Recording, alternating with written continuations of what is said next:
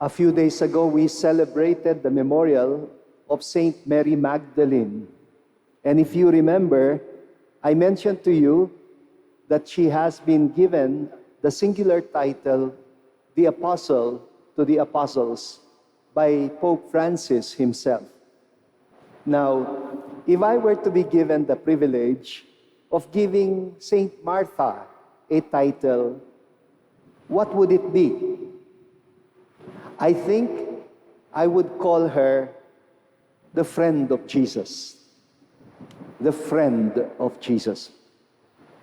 This woman, along with her siblings, Mary and Lazarus, are a big puzzle for biblical scholars. The only other gospel writer who seems to know a little bit about them is Saint Luke. It is from Saint Luke that we get the famous story about Jesus being their guest at Bethany and being rebuked by Martha for not caring that she had to do all the cooking in the kitchen because Jesus had allowed her younger sister, Mary, to sit at his feet. That story is very consistent with the portrayal of Martha's character in our gospel today, the Gospel of John. Again, we hear Martha rebuking Jesus. Ito lang yata yung lakas ng loob na pagalitan si Jesus.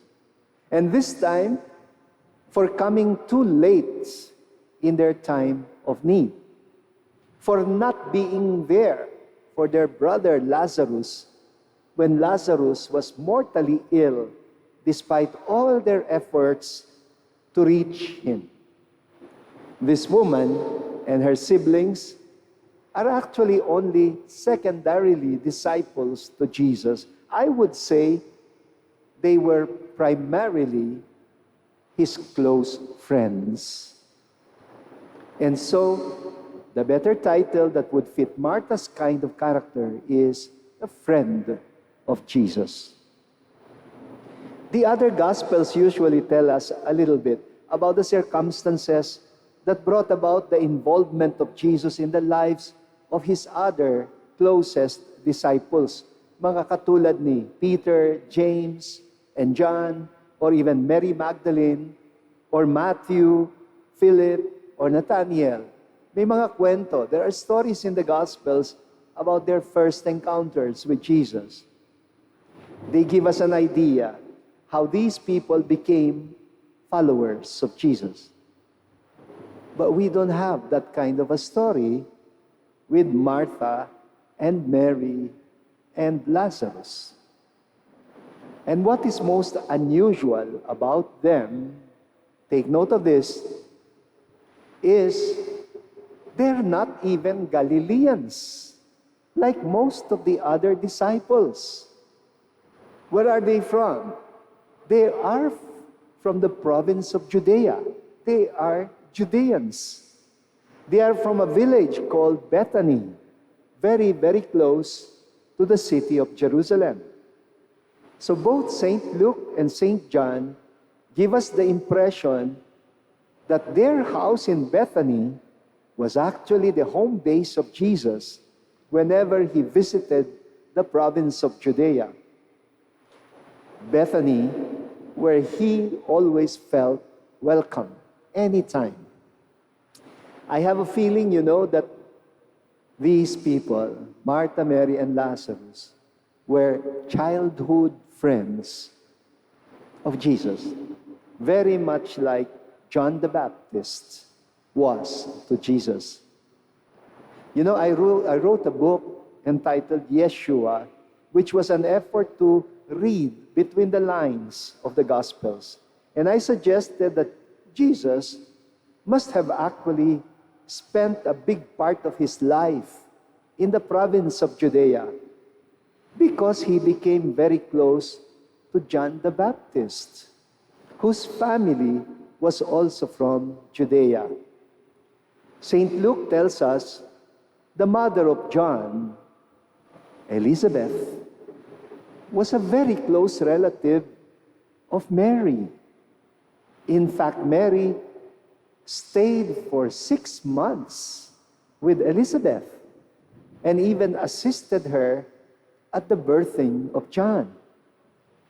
Luke also tells us that the family of Jesus visited Judea once a year during Passover festival, which, lasted for more than 1 week, at least 8 days. And that one time, when Jesus was 12 years old, he even dared to stay behind in Judea without permission from his parents. So could it be that both Jesus and John the Baptist had been actually childhood friends of Martha, Mary, and Lazarus of Bethany? Could it be that from friends, they would later also become disciples? I wonder if Jesus did not have Martha and his siblings in mind when he said, I no longer call you friends. I no longer call you servants. Instead, I call you friends. Kasi, in their time, the usual rabbi-student relationship was supposed to be very formal, like master-disciple kind of dynamic. The disciples usually sat at the feet of their rabbis. But it was what Martha's sister dared to do, to sit at the feet of Jesus. And yet, it is only Martha who could rebuke the rabbi affectionately. Ang tawag ko, rebuke him affectionately. Siguro, parang pinagalitan siya na may karinyo. Like a friend. The only one who could be candid to him about her feelings. The only one who could not be saddled by the formalities of being a disciple. Oh, believe me, we have so much to be thankful for Martha.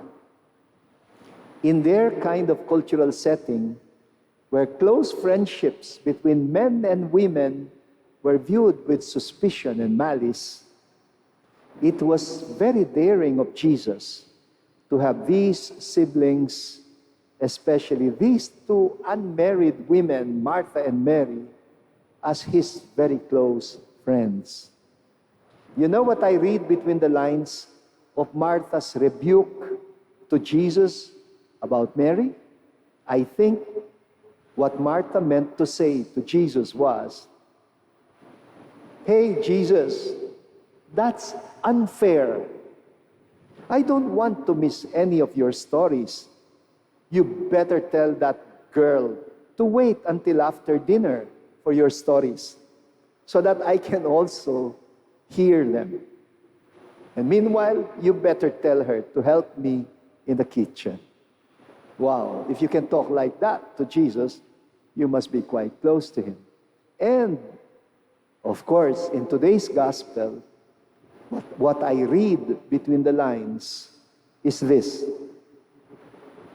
Jesus, I have known you only as our friend, but I have always known, that you were more than that to us. That you are what your disciples say you are. The Christ, the Son of God. Can you also be that to us now? If you truly love us as your friends.